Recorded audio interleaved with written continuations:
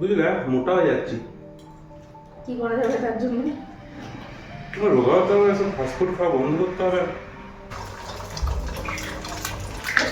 দুজনের চাউমিনে দুটো দিন আর একটা দাও, নাহলে হবে। এই ফাস্টফুডের জন্য মোটা হয়ে যাওয়া মানে কত বিপদ।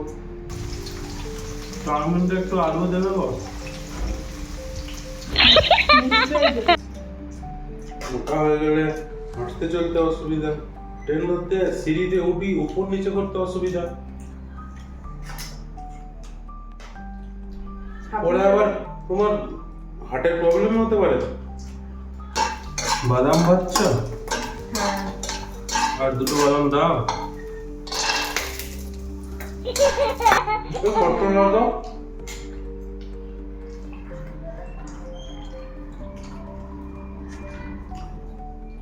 তো বেশি করে দেবে বুঝছ?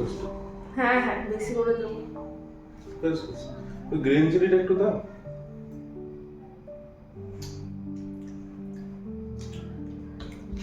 মোটা হয়ে যাবে মানে কি বলতো, তোমার কোনো জামা প্যান্ট ফিট আসবে না, পেটটা বেরিয়ে যাবে, দেখতেও খারাপ লাগবে, অনেক ব্যাপার আছে, রোগা হতে হবে।